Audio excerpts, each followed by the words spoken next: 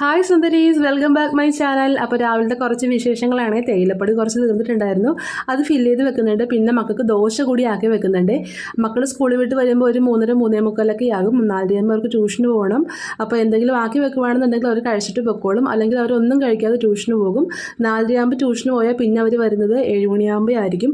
അപ്പോൾ അത്രയും സമയം അവർ വെച്ചെന്നിരിക്കേണ്ട. എനിക്ക് ഭയങ്കര ബുദ്ധിമുട്ടാണത്. അത് കാരണം ഞാൻ കഴിവതും എന്തെങ്കിലും ആക്കി വെച്ചിട്ട് പോകും. അങ്ങനെ കട്ടൻ ചായയും ദോശയും ചമ്മന്തി ആക്കി വെക്കുന്നുണ്ട്. കട്ടൻ ചായ ചൂടോട് കൂടി ഫ്ലാസ്കിൽ തന്നെ ഒഴിച്ച് വെക്കുന്നുണ്ട്. അങ്ങനെ അത് കഴിഞ്ഞു. അടുത്ത് നമുക്ക് പാത്രം കുറച്ച് കഴുകി വെക്കാനുണ്ട്. അതും കൂടി കഴുകി വെച്ച് കഴിഞ്ഞാൽ കിച്ചണിൽ ഏകദേശം എല്ലാ പരിപാടികളും കഴിഞ്ഞു. അപ്പോൾ എനിക്കൊരു 10:30 എനിക്ക് ഷോപ്പിലോട്ട് പോകണം. ഞാൻ രാവിലെ ഷോപ്പിലോട്ട് പോയാൽ പിന്നെ വൈകിട്ടേ തിരിച്ചെത്താറുള്ളൂ. അപ്പോൾ ആ സമയത്ത് അമ്മയും എത്തും. അപ്പോൾ എൻ്റെ രാവിലത്തെ പരിപാടികളെല്ലാം കഴിഞ്ഞു. ഇനി അടുത്ത എൻ്റെ പോക്ക് ബെഡ്റൂമിലോട്ടാണ്. മക്കൾ സ്കൂളിൽ പോയി കഴിഞ്ഞാലുള്ള ബെഡ്റൂമിൻ്റെ അവസ്ഥ ഇതാണ്.